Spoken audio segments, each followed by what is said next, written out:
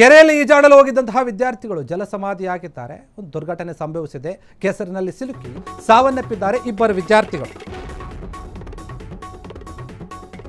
ಕೆರೆಯಲ್ಲಿ ಈಜಾಡಕ್ಕೆ ಹೋಗಿ ಆಗಿರುವಂತಹ ದುರ್ಘಟನೆ ಇದು. ಕೆಸರಿನಲ್ಲಿ ಸಿಲುಕಿ ಸಾವನ್ನಪ್ಪಿದ್ದಾರೆ ಇಬ್ಬರು ವಿದ್ಯಾರ್ಥಿಗಳು. ಸಾವನ್ನಪ್ಪಿರುವಂಥದ್ದು ಹಾಸನ ಜಿಲ್ಲೆಯ ಸಕಲೇಶಪುರ ತಾಲೂಕಿನ ಓಂನಗರದಲ್ಲಿ ಆಗಿರುವಂತಹ ಘಟನೆ ಇದು. ಭರತ್ 18 ವರ್ಷ, ಮಿಥುನ್ 19 ವರ್ಷ ಸಾವಿಗೀಡಾದಂತಹ ವಿದ್ಯಾರ್ಥಿಗಳು. PU ವ್ಯಾಸಂಗವನ್ನು ಮಾಡ್ತಾ ಇರ್ತಾರೆ ಇವರಿಬ್ಬರು ಕೂಡ. PUCಯನ್ನು ಓದ್ತಾ ಇರ್ತಾರೆ. ಮಿಥುನ್ ಪಾಳ್ಯದ ಸರ್ಕಾರಿ PU ಕಾಲೇಜಿನಲ್ಲಿ ವಿದ್ಯಾಭ್ಯಾಸವನ್ನು ಮಾಡ್ತಾ ಇರ್ತಾನೆ. ಶನಿವಾರ ಪರೀಕ್ಷೆಗೆ ಗೈರಾಗಿರ್ತಾರೆ ಪ್ರಥಮ PUC ವಿದ್ಯಾರ್ಥಿ ಭರತ್. ಕಾಲೇಜು ಬಳಿಕ ಆ ಕೆರೆಯಲ್ಲಿ ಈಜಾಡೋಕೆ ಇಬ್ಬರು ಹೋಗಿರ್ತಾರೆ. ಹರಸಾಹಸ ಮಾಡಿ ಮೃತದೇಹಗಳನ್ನು ಹೊರಗೆ ತೆಗೆದಿದ್ದಾರೆ ಪೊಲೀಸರು.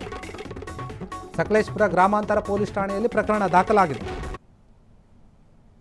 ಫೋಟೋದಲ್ಲಿ ಗಮನಿಸ್ತಾ ಇರ್ಬೋದು.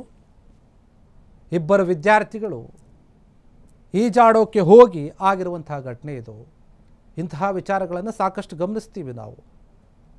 ಯಾರೇ ಆಗಿರಲಿ, ತಮಗೆ ಈಜಾಡೋಕೆ ಬರೋದಿಲ್ಲ ಅಂತಂದರೆ, ನೀರು ಆಗೋದಿಲ್ಲ ಅಂತಂದರೆ ನೀರಿನಿಂದ ದೂರ ಇರಬೇಕಾಗುತ್ತೆ. ಆದರೆ ಅದರ ಅರಿವಿಲ್ಲ ಇವರಿಗೆ. ಏನೋ ಹುಡುಗುತ್ತಾನ, ಚೇಷ್ಟೆ ಅನಿಸುತ್ತೆ. ಇನ್ನೂ ಚಿಕ್ಕ ವಯಸ್ಸು, 18-19 ವರ್ಷ ಇದೆ ಅಷ್ಟೇ ಇಬ್ಬರಿಗೆ, ಏನು ಜಾಸ್ತಿ ಇಲ್ಲ. ಅದಕ್ಕೆ ತಂದೆ ತಾಯಿಗಳು ಹೇಳ್ತಾರೆ, ಮಕ್ಕಳು ಎಲ್ಲಾದರೂ ಹೋದರೆ ಎಲ್ಲೋಗ್ತೀಯ, ಯಾಕೆ ಹೋಗ್ತೀಯ ಅಂತ ಬೈತಾರೆ, ಗಮನಿಸ್ತಾರೆ. ಆದರೆ ಮಕ್ಕಳು ಕ್ಯಾರೆ ಅನ್ನಲ್ಲ. ಇವಾಗಿನ ಮಕ್ಕಳು, ಹಿಂದೆ ಇದ್ದಂತಹ ಒಂದು ಭಯ ಈಗಿಲ್ಲ ಕೆಲ ಮಕ್ಕಳಿಗೆ. 10ನೇ ಕ್ಲಾಸ್ ಓದ್ತಾ ಇರ್ತಾರೆ, ಮನೆಯವರ ಮಾತನ್ನು ಕೂಡ ಕೇಳೋಕೆ ಅವ್ರಿಗೆ ಪೇಷನ್ಸ್ ಇರೋದಿಲ್ಲ. ಆ ರೀತಿಯಾಗಿ ವರ್ತನೆ ಮಾಡ್ತಾ ಇರ್ತಾರೆ. ಇವರಿಬ್ಬರು ಕೂಡ PUC ಓದ್ತಾ ಇರ್ತಾರೆ. ಅದು ಕೂಡ ಪರೀಕ್ಷೆ ಇರುತ್ತಲ್ಲ, ಅದನ್ನು ಬಂಕ್ ಮಾಡಿ ಹೋಗಿರ್ತಾರೆ. ಇವರು ಕೆಸರಿನಲ್ಲಿ ಸಿಕ್ಕಾಕೊಂಡಿದ್ದಾರೆ. ಇವ್ರಿಗೆ ಈಜು ಬಂದಿದ್ದರೂ ಕೂಡ ಆ ಒಂದು ಕೆರೆಯಲ್ಲಿ ಆಳ ಎಷ್ಟಿದೆ, ಅದು ಯಾವ ರೀತಿಯಾಗಿದೆ, ಅದನ್ನೆಲ್ಲ ಗಮನಿಸಬೇಕಲ್ಲ. ಎಡವಟ್ಟಾಗ್ಬಿಡುತ್ತೆ ಅಥವಾ ಅವರ ಆಯಸ್ಸು ಅಲ್ಲಿಗೆ ಮುಗಿದಿರಬೇಕು ಅಂತ ಅನಿಸುತ್ತೆ. ಈ ಘಟನೆ ಆಗಿದೆ ಹಾಸನ ಜಿಲ್ಲೆಯ ಸಕಲೇಶಪುರ ತಾಲೂಕಿನ ಓಂ ನಗರದಲ್ಲಿ ಆಗಿರುವಂತಹ ಘಟನೆ ಇದು.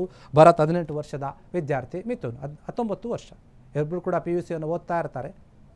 ಮಿಥುನ್ ಪಾಳ್ಯದ ಸರ್ಕಾರಿ ಆಸ್ಪತ್ರೆ, ಸರ್ಕಾರಿ ಒಂದು PU ಕಾಲೇಜ್ ಏನಿದೆ ಆ ಕಾಲೇಜಿನಲ್ಲಿ ಓದ್ತಾ ಇರ್ತಾರೆ. ಇಬ್ಬರು ಕೂಡ ಶನಿವಾರ ಪರೀಕ್ಷೆ ಇರುತ್ತೆ. ಆ ಪರೀಕ್ಷೆ ಕೂಡ ಹೋಗದೆ ಇವರಿಬ್ಬರು ಕೆರೆಗೆ ಈಜಾಡೋಕ್ಕಂತ ಹೋಗಿರ್ತಾರೆ.